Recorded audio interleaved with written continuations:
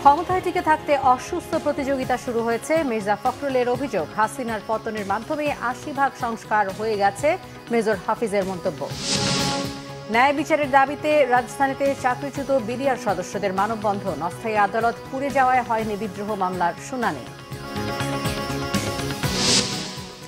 রমজানে দ্রব্যমূল্য স্বাভাবিক থাকবে, বাণিজ্য উপদেষ্টার আশ্বাস। চট্টগ্রাম বন্দর দিয়ে বেড়েছে আমদানি, সুযোগের সমতা সৃষ্টির আহ্বান ব্যবসায়ীদের।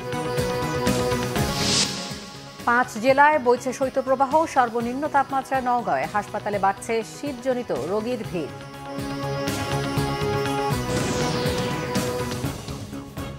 দেখছিলেন ক্রাউন সিমেন্ট সংবাদ শিরোনাম, এবারে বিস্তারিত। বিএনপির মহাসচিব মির্জা ফখরুল ইসলাম আলমগীর বলেছেন, শেখ হাসিনা চলে যাওয়ার পর নিজেদের ঐক্যের ধরে রাখা যাচ্ছে না।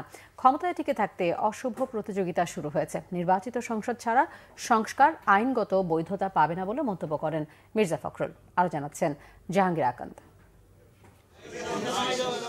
বেগম খালেদা জিয়ার বিরুদ্ধে প্রতিহিংসামূলক মিথ্যা মামলার উপর লেখা রাজবন্দির জবানবন্দির শীর্ষক বইয়ের মোড়ক উন্মোচন করেন বিএনপির মহাসচিব মির্জা ফখরুল ইসলাম আলমগীর। বইটি ২০১৮ সালে আওয়ামী লীগ সরকার বাজেয়াপ্ত করেছিল। অনুষ্ঠানে মির্জা ফখরুল বলেন, নেতাকর্মীদের আন্দোলনের ফলশ্রুতিতেই চিকিৎসার জন্য বিদেশে যেতে পেরেছেন বেগম খালেদা জিয়া। আজকে দেশনেত্রী বেগম খালেদা জিয়া মুক্ত হয়ে তিনি চিকিৎসার জন্য লন্ডনে গেলেন এবং গেলেন রাষ্ট্রীয় মর্যাদা নিয়ে। পথে পথে লক্ষ লক্ষ মানুষ তাকে সি অফ করেছে ভালোবাসা থেকে। তাকে যেভাবে আন্তর্জাতিকভাবে তিনি যে সম্মানটুকু পেয়েছেন, কোথাও বাধা পেতে হয়নি আমাদেরকে। আমরা যেখানেই বলেছি যে এটা আমাদের দরকার, সাথে সাথে করে দিয়েছে, ভিসা দিয়েছে। ম্যাডামকে নিয়ে যাওয়ার জন্য কাতারের আমিরের প্রতি আমি আমার কৃতজ্ঞতা জানাচ্ছি যে তারা একেবারেই কোনো রেন্ট না নিয়ে তারা এই অ্যাম্বুলেন্সটি দিয়েছেন এবং খুব দ্রুতভাবে দিয়েছেন। আমি ধন্যবাদ জানাই ব্রিটিশ সরকারকে যে তারা সেখানে তারকে যাওয়ার ব্যাপারটা নিশ্চিত করেছেন। মির্জা ফখরুল বলেন, বিগত সময়ের আন্দোলনে যার যার অবদান স্বীকার করতে হবে, বিভক্তির রাজনীতি না করতে সবার প্রতি আহ্বান জানান তিনি। দুর্ভাগ্য আমাদের, দেখেন হাসিনা চলে যাওয়ার পর থেকে, পালানোর পর থেকে আমরা কেন জানি না নিজেদেরকে আবার সেই পুরো বিশ্বাস ফিরিয়ে আনতে পারছি না, ঐক্যের জায়গাটাতে থাকতে পারছি না। অসুস্থ একটা প্রতিযোগিতা শুরু হয়েছে ক্ষমতায় টিকে থাকবার জন্য। আর ক্ষমতা তো টিকে থাকবে তখনই যখন এটাকে তুমি সেটেল করতে পারবে, স্টেবিলিটি আসবে, স্থিতিশীলতা আসবে। সংস্কার অবশ্যই লাগবে, কিন্তু সেই সংস্কারটার যে পেছনে যে শক্তিটা লাগবে সেটা হচ্ছে একটা নির্বাচিত পার্লামেন্ট, নির্বাচিত সরকার। এটা ছাড়া সংস্কারকে কখনো লেজিটিমেসি দিতে পারবো না। আমরা আহ্বান জানাবো দেশের সমস্ত গণতন্ত্র প্রেমী মানুষদেরকে, স্বাধীনতাকামী মানুষদেরকে, যে আপনারা ঐক্যবদ্ধ থাকবেন, বিভাজিত হবেন না। আর আমি রাজনৈতিক নেতা কর্মী যারা যেখানে কাজ করছেন সবাইকে অনুরোধ করবো, বিভাজন সৃষ্টি করবেন না। কিছু মানুষ একেবারে যেন ডেসপারেট হয়ে গেছে যে তার দেশকে ভাগ করবে, আবার জনগণকে বিভক্ত করবে। এখন বিভিন্ন রকম কথা বলছে, বিভিন্ন রকম আপনার উস্কানি দিচ্ছে, উস্কানিমূলক কথা হচ্ছে। আপনারা দয়া করে এগুলোর মধ্যে যাবেন না। অল্প দিনের মধ্যে মামলা থেকে মুক্তি পেয়ে তারেক রহমান দেশে ফিরে আসবেন বলে আশা করেন বিএনপির মহাসচিব। ভারপ্রাপ্ত চেয়ারম্যান সাহেব তিনি মুক্ত হবেন অল্প দিনের মধ্যেই পুরোপুরি কেস থেকে। জাহাঙ্গীর আকন্দ, বাংলা ভিশন, ঢাকা। শেখ হাসিনাকে আশ্রয় দিয়ে বাংলাদেশকে অস্থিতিশীল করার ষড়যন্ত্র করলে ভারতের সাথে বন্ধুত্বপূর্ণ সম্পর্ক রাখা সম্ভব হবে না বলে হুঁশিয়ার করেছেন বিএনপির স্থায়ী কমিটির সদস্য অবসরপ্রাপ্ত মেজর হাফিজউদ্দিন আহমেদ। জাতীয়তাবাদী মুক্তিযোদ্ধা দল আয়োজিত ৭১-এর মুক্তিযুদ্ধ জাতির হাজার বছরের শ্রেষ্ঠ অহংকার শীর্ষক আলোচনা সভায় তিনি এসব কথা বলেন। জাতীয় প্রেস ক্লাবে এই আলোচনায় হাফিজউদ্দিন আহমেদ আরও বলেন, ১৬ বছর ধরে যারা গুম খুনের সাথে জড়িত ছিল, অন্তর্বর্তী সরকারের উচিত আরও দ্রুত গতিতে তাদের বিচার নিশ্চিত করা। তিনি বলেন, শেখ হাসিনার পতনের মধ্য দিয়ে ৮০% সংস্কার হয়ে গেছে। অন্তর্বর্তী সরকারের উচিত নির্বাচনে কিছু সংস্কার করে সুষ্ঠু নির্বাচন আয়োজন করা এবং জুলাই আগস্টে আহতদের চিকিৎসা নিশ্চিত করা। সব সংস্কারের ম্যান্ডেট এই সরকারের নেই, তাই জনগণের ভোটে নির্বাচিত জনপ্রতিনিধিরাই প্রকৃত সংস্কার করবেন।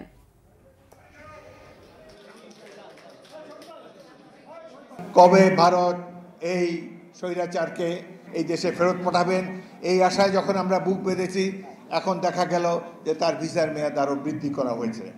অর্থাৎ শেখ হাসিনাকে তারা দেশে আশ্রয় দেবে এবং বাংলাদেশকে আনস্টেবল করার জন্যে, বাংলাদেশের মধ্যে নানা ধরনের নাশকতা সৃষ্টি করার জন্যে এই শেখ হাসিনাকে ভারত ব্যবহার করবে। এটি করলে তাদের সাথে আমাদের আর বন্ধুত্বপূর্ণ সম্পর্ক রাখার কোনো অবকাশ থাকবে না। আগামী সপ্তাহের মধ্যে সবার সাথে আলোচনা করে জুলাই ঘোষণার বিষয়ে জানানো হবে বলে জানিয়েছেন উপদেষ্টা মাহফুজ আলম। ছাত্রদের দাবি অনুযায়ী 15 জানুয়ারির মধ্যে ঘোষণা করা সম্ভব না হলে দ্রুতই তা ঘোষণা করা হবে বলে জানান উপদেষ্টা। বিকেলে রাজধানীর ফরেন সার্ভিস একাডেমিতে সংবাদ সম্মেলনে একথা জানান অন্তর্বর্তীকালীন সরকারের উপদেষ্টা মাহফুজ আলম। জানান, শুধু বিএনপির 16 বছরের ত্যাগের কথাই নয়, সব রাজনৈতিক সাংস্কৃতিক সংগঠনের নির্যাতন ত্যাগের কথাই স্থান পাবে এই ঘোষণায়। মাহফুজ আলম জানান, এই ঘোষণাপত্র সরকার ঠিক করে দিচ্ছে না, সবার সাথে আলোচনা করেই ঠিক করা হচ্ছে।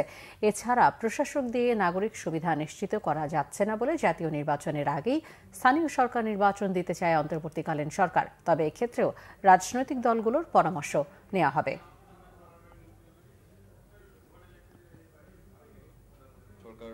সবগুলো রাজনৈতিক পক্ষ এবং শুধুমাত্র রাজনৈতিক নয়, বরং গণঅভ্যুত্থানের যতগুলো পক্ষ আছে, যত ধরনের পক্ষ আছে, সবার সাথে কথা বলে সরকার আগামী সপ্তাহের মধ্যে এই ডকুমেন্টটির ব্যাপারে এবং কবে এই ঘোষণাপত্র, কিভাবে এই ঘোষণাপত্র প্রকাশিত হবে অথবা ঘোষিত হবে সেই সম্বন্ধে সরকার আগামী সপ্তাহের মধ্যেই সবার সাথে পরামর্শ ভিত্তিতে সর্বসম্মতিক্রমে সিদ্ধান্তটি জানাবে। জিয়া অরফানেজ ট্রাস্ট মামলায় 10 বছরের সাজার বিরুদ্ধে বিএনপি চেয়ারপারসন বেগম খালেদা জিয়ার আপিলের শুনানি শেষ। 14 জানুয়ারি আরেক আসামি কাজী সলিমুল হক কামালের আপিল শুনানি হবে আপিল বিভাগ। বৃহস্পতিবার প্রধান বিচারপতি ডক্টর সৈয়দ রেফাত আহমেদের নেতৃত্বাধীন 5 বিচারপতির আপিল বেঞ্চে দুদক, রাষ্ট্রপক্ষ এবং বেগম খালেদা জিয়ার আইনজীবীরা শুনানি করেন। বেগম জিয়ার আপিলের শুনানি শেষ হলেও আরেক আসামি কাজী সলিমুল হক কামালের আপিল শুনানি না হওয়ায় আদালত মঙ্গলবার পরবর্তী তারিখ দেন। সেই সাথে রবিবারের মধ্যে আপিলের সারসংক্ষেপ জমা দিতে বলা হয়। বেগম খালেদা জিয়ার আইনজীবীরা শুনানিতে বলেন, মামলায় আইনের যেভাবে ব্যত্যয় ঘটানো হয়েছে তাতে এই মামলা বাতিলযোগ্য। এই মামলাতে বেগম খালেদা জিয়া সহ অপরাপর আসামিদের ওপর বিচারের নামে অবিচার করা হচ্ছে।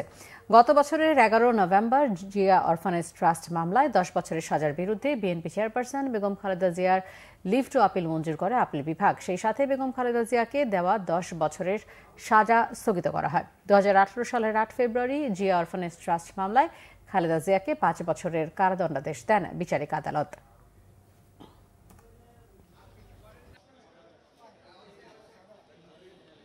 এটা অত্যন্ত দুঃখের বিষয়, ঘৃণার বিষয়। দেশের সর্বোচ্চ আদালতের প্রতি মানুষের আসে আস্থা নিয়ে যে এখানে বিচার পাবে, কিন্তু সেখানে বিচারের নামে অবিচার হয়েছে এবং সেটা কোনো বিচার হয় নাই। একতরফাভাবে 5 বছরকে 10 বছরের সাজায় উন্নীত করেছে। সলিমুল হক কাজী কামালের একটি অ্যাপিল পেন্ডিং থাকার কারণে আইনগত ত্রুটি হতে পারে, সেই কারণে আজকে কোনো আদেশ পাওয়া হয় নাই। আমরা আদালতের প্রতি নিবেদন জানিয়েছি এই মামলা ভয়েড অ্যাব ইনিশিও, অর্থাৎ শুরু থেকে অকার্যকর, এবং আমরা প্রত্যাশা করছি আদালত, মহামান্য আদালত সকলের বক্তব্য শ্রবণ করেছেন, ন্যায় বিচার করবেন। আমরা ন্যায় বিচার প্রত্যাশা করছি। বিএনপির কেন্দ্রীয় নেতা ও সিলেট 2 আসনের সাবেক এমপি এম ইলিয়াস আলী সহ দলটির সহযোগী সংগঠনের 2400 নেতাকর্মীকে গুম ও ক্রসফায়ারে হত্যার অভিযোগে আন্তর্জাতিক অপরাধ ট্রাইব্যুনালে অভিযোগ দাখিল করা হয়েছে। বৃহস্পতিবার ট্রাইব্যুনালের চিফ প্রসিকিউটর বরাবর দলটির 3 সদস্যের এক প্রতিনিধি দল এই অভিযোগ দাখিল করেন। এ সময় তারা বিএনপির মহাসচিব মির্জা ফখরুল ইসলাম আলমগীরের সই করা চিঠি নিয়ে ট্রাইব্যুনালে আসেন। এতে 2008 সাল থেকে 2024 সালের 5 আগস্ট পর্যন্ত সারা দেশের জেলা, উপজেলা, মহানগর ও ইউনিয়ন পর্যন্ত ক্রসফায়ার, গুম ও হত্যার অভিযোগ আনা হয়। এছাড়া 153 জনকে গুম করা হয়, যাদের মধ্যে অনেকে এখনও নিখোঁজ বলে উল্লেখ করা হয়। বিএনপির গুম, খুন ও মামলা বিষয়ক সমন্বয়ক মোহাম্মদ সালাউদ্দিন সকালে অভিযোগ দায়ের করেন। আমরা আজকে 2276 জনের ক্রসফায়ারের নামে যে হত্যা করেছে নির্মমভাবে, তার একটা তালিকা অভিযোগ জমা দিলাম।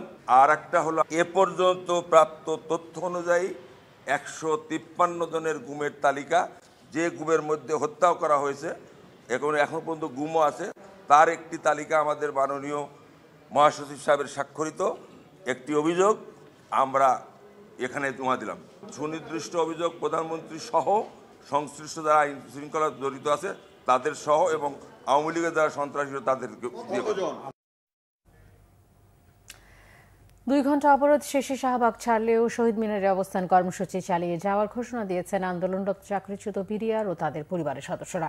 দুপুরে কয়েক হাজার চাকরিচ্যুত বিডিআর সদস্য শহীদ মিনার থেকে শাহবাগ অবরোধ করেন। এই সময় বিভিন্ন দাবি তুলে ধরে তারা বলেন, বিনা কারণে কয়েক হাজার বিডিআর সদস্যকে চাকরিচ্যুত করা হয়েছে।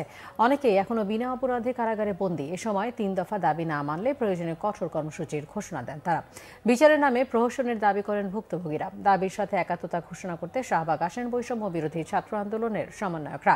তারা বলেন, সরকারের পক্ষ থেকে সুনির্দিষ্ট কোনো ঘোষণা না আসলে অপ্রীতিকর পরিস্থিতির দায় সরকারকেই নিতে হবে।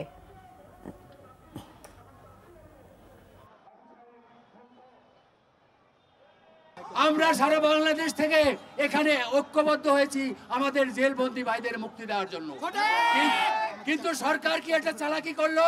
দেখেন, আজকের কেসের তারিখটা চেঞ্জ করে দিল। আমাদের অঙ্গীকার ছিল আমরা রাজপথ ছাড়বো না জেলবন্দি ভাইদের মুক্তি না নিয়ে।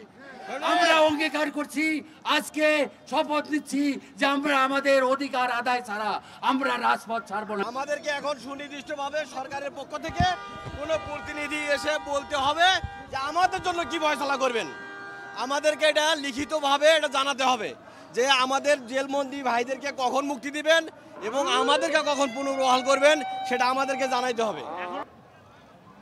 ঢাকা বিশ্ববিদ্যালয় এবং প্রাইভেট বিশ্ববিদ্যালয় সহ মাদ্রাসা সহ বিভিন্ন শিক্ষা প্রতিষ্ঠানের ছাত্ররা আপনাদের সাথে সংহতি প্রকাশ করেছেন এবং যদি এই দাবি নিয়ে আজকের মধ্যে কোনো বার্তা না আসে, এর চেয়েও কঠোর কর্মসূচি আমরা দেব এবং সেটি আজকে ঘোষণা হয়ে যাবে। রাজধানীর বকশীবাজারে আলিয়া মাদ্রাসা মাঠে অস্থায়ী আদালত আগুনে পুড়িয়ে যাওয়ায় বিডিআর বিদ্রোহ মামলার বিচার কাজ হচ্ছে না। বিস্ফোরক মামলার পরবর্তী তারিখ ও স্থান দ্রুত সময়ের মধ্যে জানিয়ে দেওয়া হবে বলে জানিয়েছেন মামলায় বিজিবির পক্ষের প্রধান কৌশলী। বকশীবাজারে আলিয়া মাদ্রাসা মাঠে অস্থায়ী আদালত সরিয়ে নিতে বৃহস্পতিবার সকালে রাস্তা অবরোধ করে আলিয়া মাদ্রাসার শিক্ষার্থীরা। তাদের দাবি, 3 মাসের কথা বলে 2012 সাল থেকে মাঠে অস্থায়ী আদালত বসানো একাডেমিক কার্যক্রম বিঘ্নিত হচ্ছে। এমন পরিস্থিতির মধ্যে সকাল 11টার দিকে অস্থায়ী আদালত পরিদর্শনে আসেন বিচারক, রাষ্ট্রপক্ষ ও আসামি পক্ষের আইনজীবী। অস্থায়ী আদালতের ভিতরে পরিদর্শন শেষে উভয় পক্ষের সাথে আলোচনা করে আদালত পরিচালনা না করার সিদ্ধান্ত জানান বিচারক। তবে অস্থায়ী আদালতের বিচার কাজ নিয়ে রাষ্ট্রের টালবাহানার জন্য ক্ষোভ প্রকাশ করেন আসামি পক্ষের আইনজীবী। আলিয়া মাদ্রাসা মাঠে আদালতের কার্যক্রম পরিচালনা না করায় সড়ক অবরোধ তুলে নেয় শিক্ষার্থীরা। স্বাভাবিক হয় ওই এলাকার যান চলাচল।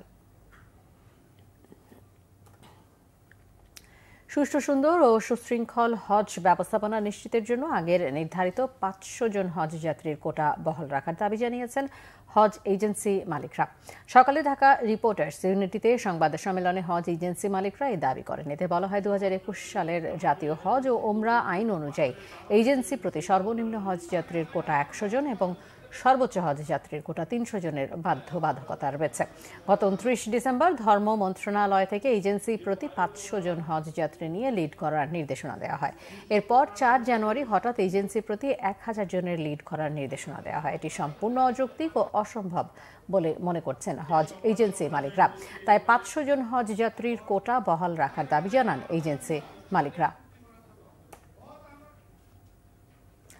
রাতারাতি বাজার দর ঠিক করার আলাদিনের চেরাগ সরকারের হাতে নেই বললেন বাণিজ্য উপদেষ্টা শেখ বশিরউদ্দিন। চালের দাম বৃদ্ধির বিষয়টি সাময়িক হলেও আগামী রমজানে দ্রব্যমূল্য স্বাভাবিক থাকবে এমন আশ্বাস তার। সকালে সচিবালয়ে নিজ মন্ত্রণালয়ে তুরস্কের বাণিজ্যমন্ত্রী ডক্টর ওমর বালাতের নেতৃত্বে উচ্চ পর্যায়ের এক প্রতিনিধি দলের সঙ্গে বৈঠক শেষে কথা বলেন তিনি। উপদেষ্টা জানান, নবায়নযোগ্য জ্বালানি, অবকাঠামো, ওষুধ শিল্প, মেশিনারিজ ও স্বাস্থ্য খাতে বিনিয়োগে আগ্রহের কথা জানিয়েছে তুরস্ক। সেই সাথে সামরিক সরঞ্জাম বিক্রিতেও আগ্রহী দেশটি। এসব বিষয়ে যৌথ অর্থনৈতিক কমিশনে আলোচনা করে সিদ্ধান্ত নেওয়া হবে। শেখ বশিরউদ্দিন আরও জানান, তুরস্কে $50 কোটি পণ্য রপ্তানির বিপরীতে $45 কোটি পণ্য আমদানি করে বাংলাদেশ। দেশটিতে রপ্তানি প্রবৃদ্ধি 30% বেড়েছে। চাল সহ নিত্য পণ্য মূল্যবৃদ্ধি প্রসঙ্গে বাণিজ্য উপদেষ্টা বলেন, আবহাওয়াগত কারণে চালের দাম সাময়িক বেড়েছে। মিয়ানমার, ভারত ও পাকিস্তান থেকে চাল এলেই দাম কমে যাবে। রোজায় নিত্য পণ্যের দাম বাড়বে না বলে আশা উপদেষ্টার।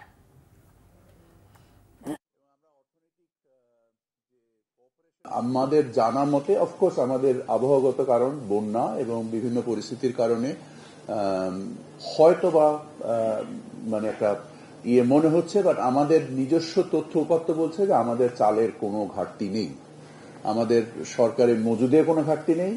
তারপরেও আমরা প্রস্তুতিমূলক পর্যায়ে আমরা যে ব্যত্যয়টা চালের বাজারে দেখছি সেটাকে মানে হ্যান্ডেল করার জন্য, অ্যাড্রেস করার জন্য আমরা আমদানিকে আরো বেশি উদার করেছি, যেটা আমরা বললাম যে আমরা 63%কে 3%-এ নামিয়ে এসেছি। তো আমরা আশা করি যে আমদানি শুরু হলেই যদি কেউ মজুদ করে থাকে অন্যায্যভাবে, এই মজুদটাও তারা ছাড়তে বাধ্য হবে এবং বাজার স্বাভাবিক পর্যায়ে নেমে আসবে।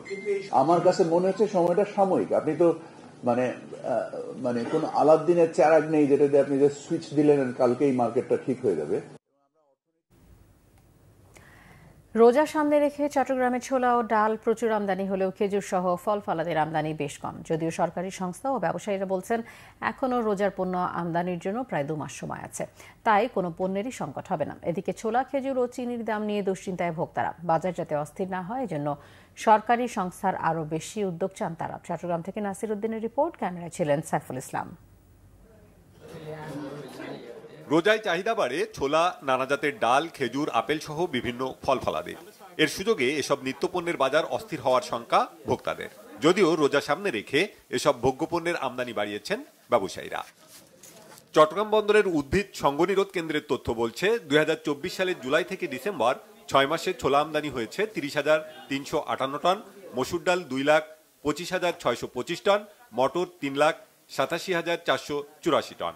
2023 সালের একই সময়ে ছোলা আমদানি হয় 13,169 টন, মসুর 1,14,840 টন, মটর 1,80,994 টন। সব ধরনের পণ্যের আমদানি বেড়েছে উল্লেখযোগ্যভাবে, গত বছরের তুলনায় যা দ্বিগুণ। বাজার স্বাভাবিক আছে দাবি করে পাইকাররা জানিয়েছেন পণ্যের সরবরাহ লাইন ঠিক রাখলে রোজায় সংকট হবে না। তবে বড় ছোট সব আমদানিকারকের এলসি করার সমান সুযোগ চান তারা। এটা যদি নিয়ন্ত্রণ করতে দেয় তাহলে অ্যাভেলেবেল এলসি করতে হবে, আর সবাইকে এলসি করার সুযোগটা দিতে হবে। আগে যেমন এক সময় ছিল ছোট বড় সবাই এলসি করতে পারতো, আর এক সময় এসে ওইটা সব হারিয়ে গেছে। মানে এখনো পর্যন্ত বড়রাই বড় এলসি করতে পারতেছে, ছোটরা মোটেই পারতেছে না। আশা করি এখানে মালের কোনো সংকট হবে না। এখানে মালের সরবরাহ বাড়ার কারণে আপনার প্রতিনিয়ত মালের দাম কমে যাচ্ছে। যে ছোলা গত 15 দিন আগে 4300 টাকা মন বিক্রি হয়েছে, সেই ছোলা এখন আপনার 3700 টাকা এখন কাস্টমার খুঁজে পাওয়া যাচ্ছে না। মনে করেন এখানে উনি দেখাচ্ছে 102 টাকা 3 টাকা, কিন্তু ওদের বেচা কিনা হচ্ছে দেখা যাচ্ছে আরও কমে, 98-97 টাকা বিক্রি হচ্ছে। দেখাচ্ছে বেশি কিন্তু বেচা কিনা হচ্ছে কম, যেহেতু এখন কাস্টমার কম। আমার মনে হয় আপনাদের 95-100 মধ্যে আপনার প্রাইসটা থাকবে চনা। খেজুর আমদানির এখনো পর্যাপ্ত সময় রয়েছে বলে মনে করছেন ব্যবসায়ীরা। আশা করছি আরো শুল্ক কমাবে, আরো শুল্ক কমাবার আশা করছি আমরা। শুল্ক কমালে মানুষের নাগালের ভিতরে থাকবে। যে এই মালগুলো গতবার আমি 2500 টাকা বিক্রি করছি, ওই মাল আপাতত 2200 টাকা বিক্রি করতেছি। যেমনটি আপনি দেখলেন একটা মাল, আর যেগুলো আপনার 2000 টাকার মাল এগুলো আপাতত 1700 টাকা 1800 টাকা পর্যন্ত বিক্রি করা হচ্ছে। এদিকে সরকারি দপ্তর জানিয়েছে আগামী 2 মাসে আমদানির পরিমাণ সর্বোচ্চ হবে। আমদানির নতুন দেশ নিউজিল্যান্ড, পাকিস্তান ও মিশর। গত বছর যে পরিমাণ আমদানি হয়েছে, এমনও হতে পারে যে চাহিদা যেহেতু গত বছরের তুলনায় বেশি আছে, সেই হিসেবে আমদানি অনুমতিপত্র আমাদের বেশি দেওয়া আছে। সেই ক্ষেত্রে যদি সম্ভব এমনও হতে পারে যে রমজানের যে ভোগ্যপণ্য সেগুলো আমদানি গত বছর তুলনায় কিছু পরিমাণ বেশি হতে পারে। রমজানে বাজারে এসব পণ্যের দামে স্বস্তি রাখতে সরবরাহ নিশ্চিতের পাশাপাশি ভোক্তাদেরও অতিরিক্ত পরিমাণ পণ্য কেনা থেকে বিরত থাকার পরামর্শ সংশ্লিষ্টদের। Banglavision news desk. আবারও শৈত্যপ্রবাহের কবলে পড়েছে দেশ। 5 জেলায় বইছে শৈত্যপ্রবাহ। এদিকে দেশের আজ সর্বনিম্ন তাপমাত্রা নওগাঁয় 9.1 ডিগ্রি সেলসিয়াস। মৃদু শৈত্যপ্রবাহের কবলে পড়েছে উত্তরের আরেক জেলা নওগাঁ। হিমেল বাতাসে ব্যাহত হচ্ছে স্বাভাবিক কার্যক্রম। বেশ বিপাকে খেটে খাওয়া নিম্ন আয়ের মানুষ খড়কুটো জ্বালিয়ে শীত নিবারণের চেষ্টা তাদের। চুয়াডাঙ্গায় আবারও মৃদু শৈত্যপ্রবাহ শুরু হয়েছে। ঘন কুয়াশা ও হিমেল হাওয়ায় বিপর্যস্ত জনজীবন। সবচেয়ে বেশি বিপাকে রয়েছেন খেটে খাওয়া ছিন্নমূল মানুষ। সময় মতো কাজে যেতে পারছেন না তারা, ব্যাহত হচ্ছে স্বাভাবিক কার্যক্রম। এদিকে তীব্র ঠান্ডায় হাসপাতালে বাড়ছে শীতজনিত রোগীর সংখ্যা। এর মধ্যে শিশু ও বয়স্কদের সংখ্যায় বেশি। শৈত্যপ্রবাহে পঞ্চগড়ে রাত থেকে কুয়াশায় ছেয়ে যায় জেলার সড়ক মহাসড়কগুলো। কুয়াশায় মহাসড়কে যানবাহন চলাচল করছে হেডলাইট জ্বালিয়ে। আগুন জ্বালিয়ে শীত নিবারণের চেষ্টা করছে মানুষজন। কুয়াশা ও শীত উপেক্ষা করে কাজের সন্ধানে বের হয়েছে নিম্ন আয়ের মানুষ। ঘন কুয়াশা আর কনকনে শীতে নাকাল নাটোরবাসীও। দিনের বেলায় সূর্যের দেখা মিললেও হিমশীতল বাতাসের চরম দুর্ভোগে নিম্ন ও ছিন্নমূল মানুষ। কনকনে শীতের সাথে দমকা বাতাস ও কুয়াশায় বিপর্যস্ত জয়পুরহাটবাসীও। এতে সবচেয়ে বিপাকে দিনমজুর ও খেটে খাওয়া নিম্ন আয়ের মানুষ। হাসপাতালে বাড়ছে শীতজনিত রোগীর সংখ্যা। সুষ্ঠু ও গ্রহণযোগ্য নির্বাচন দেওয়ার আশ্বাস দিয়েছেন প্রধান নির্বাচন কমিশনার AM নাসির উদ্দিন। মৌলভীবাজার শহরের বেঙ্গল কনভেনশন হলে ভোটার নিবন্ধন প্রক্রিয়ায় চ্যালেঞ্জ এবং উত্তরণের উপায় শীর্ষক কর্মশালায় প্রধান অতিথির বক্তব্যে একথা বলেন তিনি। সিসি বলেন, বাড়ি বাড়ি গিয়ে ভোটার নিবন্ধন করা বড় একটা উদ্দেশ্য হচ্ছে মানুষকে সচেতন করা, যা তা বাড়িতে যাবেন ভোটারদের একটি বার্তা দেবেন, এবার আগের মতো ভোট হবে না।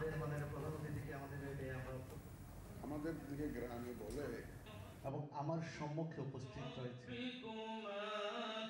বিভিন্নভাবে জনগণকে সচেতন করার চেষ্টা করব। 84 সালে এটির মোট আমাদের যে বাড়ি বাড়ি যাওয়ার যে লক্ষ্য, এর মধ্যে কিন্তু বড় একটা উদ্দেশ্য হচ্ছে ওটা, মানুষকে বাড়িতে গিয়ে তাদেরকে এনকারেজ করা, তাদেরকে সচেতন করা। এইবার আগের মতো ভোট হবে না, আগে আপনার ভোট আপনি দিতে পারবেন। মানুষের মধ্যে একটা জাগরণ সৃষ্টি করতে চাই আমরা। এর মধ্যে আপনারা দেখবেন নানা প্রচারের আমরা করব, সভা সেমিনার করব। স্বাস্থ্যসেবাকে সর্বজনীন করে গড়ে তোলার তাগিদ দিয়েছেন এই খাত সংস্কার কমিশনের সদস্যরা। স্বাস্থ্যসেবা জনবান্ধব করে গড়ে তুলতে বরিশালের অংশীজনদের সাথে মতবিনিময় করেন সংস্কার কমিশনের সদস্যরা। দুপুরে নগরের শেরেবাংলা মেডিকেল কলেজের সভাকক্ষে সভায় কমিশনের সদস্যরা বলেন, সার্ভিসগুলো যাতে সহজলভ্য করা যায় সে লক্ষ্যেই কাজ করা হচ্ছে। এছাড়া লোকবল, মেশিনারিজ সহ নানা সমস্যা নিরসনে সকলের সম্মিলিত উদ্যোগ প্রয়োজন বলেও মনে করেন তারা। এ সময় বরিশাল শেরেবাংলা মেডিকেল কলেজ হাসপাতালের সহ বিভাগের জেলা ও উপজেলা পর্যায়ের স্বাস্থ্য সম্পর্কিত নানা ধরনের সমস্যা ও পরামর্শ তুলে ধরেন বিভিন্ন পর্যায়ের অংশীজনরা। মেহেরপুরের ইসলামী ব্যাংক এজেন্ট শাখা থেকে চুরি হয়েছে 6,33,000 টাকা। চোররা ভল্ট কেটে ওই টাকা নিয়ে গেছে, সঙ্গে নিয়েছে সিসি ক্যামেরার ফুটেজ সংগ্রহের হার্ড ডিস্কও। এ ঘটনায় বাজারের নাইট গার্ড ও ব্যাংকের একজন অফিস সহকারীকে হেফাজতে নিয়েছে পুলিশ। বুধবার দিবাগত রাতে মুজিবনগর উপজেলার দরিয়াপুর বাজারে ইসলামী ব্যাংকের এজেন্ট শাখায় এই ঘটনা ঘটে। জানালার গ্রিল কেটে ব্যাংকের ভেতরে ঢোকে চোরের দল। ব্যাংক কর্মচারী জানিয়েছেন, বুধবার নিয়মিত ব্যাংকিং লেনদেন শেষে ব্যাংক বন্ধ করা হয়। এ সময় ব্যাংকের লকারে 6,33,000 টাকা রাখা ছিল। ব্যাংকটি সিসি ক্যামেরা নিয়ন্ত্রিত ছিল, কিন্তু চুরির পর কম্পিউটারের হার্ড ডিস্ক খুলে নিয়ে গেছে চোরেরা। ঘটনাস্থল পরিদর্শন করেছে পুলিশের কয়েকটি টিম। টাকা উদ্ধার এবং চোরদের ধরতে অভিযান চালাচ্ছে পুলিশ। নানা কর্মসূচির মধ্য দিয়ে দেশের বিভিন্ন জায়গায় পালিত হয়েছে তারুণ্যের উৎসব। দিনটি উপলক্ষে ফুটবল স্ট্রাইকার হান্টিং প্রতিযোগিতার উদ্বোধন হয়েছে সাতক্ষীরায়। সকালে জেলা স্টেডিয়ামে উদ্বোধন করেন জেলা প্রশাসক মোস্তাক আহমেদ। উৎসব উপলক্ষে নিত্যদিনের লোকনাট্য সমারোহ উদ্বোধন হয়েছে কিশোরগঞ্জে। জেলা শিল্পকলা একাডেমি প্রাঙ্গণে এর উদ্বোধন করেন জেলা প্রশাসক ফৌজিয়া খান। উৎসবটি পালন হয়েছে গোপালগঞ্জেও। দিনটি উপলক্ষে পরিষ্কার পরিচ্ছন্নতা ও মশক নিধন কর্মসূচি সহ তারুণ্যের ভাবনায় আগামীর বাংলাদেশ বিষয়ে একটি কর্মশালার আয়োজন করা হয়। এছাড়া বেলুনুরিয়ে তারুণ্যের উৎসবের উদ্বোধন করা হয়েছে পঞ্চগড়ে সদর উপজেলার মডেল সরকারি প্রাথমিক বিদ্যালয় মাঠে। এতে উপস্থিত ছিলেন জেলা প্রশাসক সাবেদ আলী।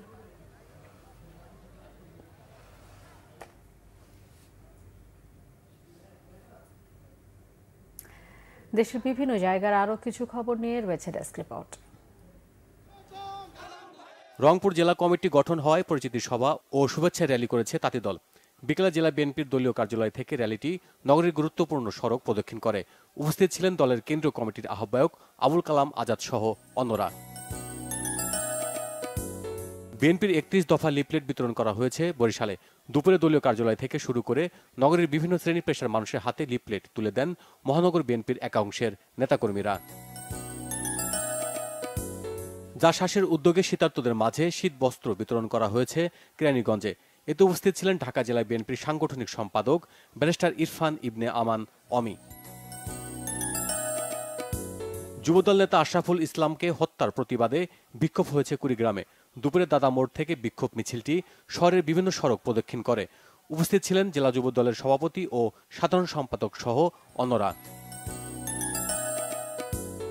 বিএনপির সাংগঠনিক কার্যক্রমকে শক্তিশালী করতে কর্মী সমাবেশ হয়েছে চুয়াডাঙ্গায়। দামুড়হুদার হোগলডাঙ্গা কলেজ চত্বরে এতে উপস্থিত ছিলেন উপজেলা বিএনপির নেতাকর্মীরা। জুলাই বিপ্লবের ঘোষণাপত্রের দাবিতে লিফলেট বিতরণ করা হয়েছে টাঙ্গাইলে। শহরের গুরুত্বপূর্ণ বিভিন্ন জায়গায় এই কর্মসূচি পালন করেন বৈষম্য বিরোধী ছাত্র আন্দোলন ও জাতীয় নাগরিক কমিটি। সম্প্রীতি সভা হয়েছে খাগড়াছড়িতে। সেনা রিজিয়নে আয়োজিত সভায় বক্তব্য রাখেন রিজিয়ন কমান্ডার ব্রিগেডিয়ার জেনারেল শরীফ মোহাম্মদ আমান হাসান। এ সময় যার যার অবস্থান থেকে সন্ত্রাসীদের প্রতিরোধের আহ্বান জানান তিনি। রিজিয়ন ক্রিকেট টুর্নামেন্টের উদ্বোধন হয়েছে রাঙ্গামাটিতে। চিংহলা মংমারি স্টেডিয়ামে টুর্নামেন্টের উদ্বোধন করেন জেলা প্রশাসক মোহাম্মদ হাবিবুল্লাহ এবং জোন কমান্ডার লেফটেন্যান্ট কর্নেল এরশাদ Hossain.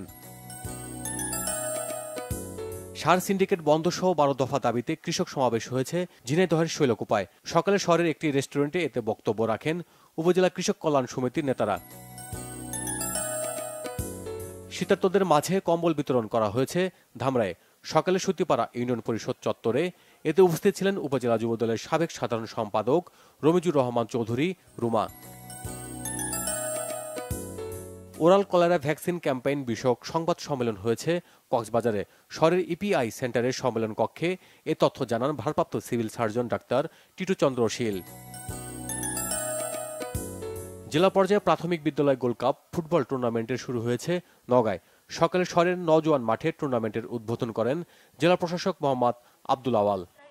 Bangla vision news desk. সংবাদ শেষ করব ক্রাউন 7 শিরোনামগুলো আরো একবার জানিয়ে। ক্ষমতায় টিকে থাকতে অসুস্থ প্রতিযোগিতা শুরু হয়েছে। মির্জা ফখরুলের অভিযোগ, হাসিনার পতনের মাধ্যমে ৮০% সংস্কার হয়ে গেছে মেজর হাফিজের মন্তব্য। ন্যায় বিচারের দাবিতে রাজধানীতে চাকরিচ্যুত বিডিআর সদস্যদের মানববন্ধন। অস্থায়ী আদালত পুড়ে যাওয়ায় হয়নি বিদ্রোহ মামলার শুনানি। রমজানে দ্রব্যমূল্য স্বাভাবিক থাকবে, বাণিজ্য উপদেষ্টার আশ্বাস। চট্টগ্রাম বন্দর দিয়ে বেড়েছে আমদানি, সুযোগের সমতা সৃষ্টির আহ্বান ব্যবসায়ীদের। 5 জেলায় বইছে শৈত্যপ্রবাহ। সর্বনিম্ন তাপমাত্রা নওগাঁয়ে, হাসপাতালে বাড়ছে শীতজনিত রোগীর ভিড়।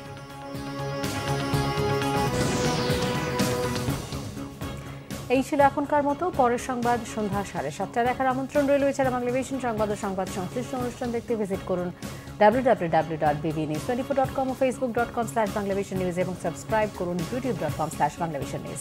ধন্যবাদ সবাইকে।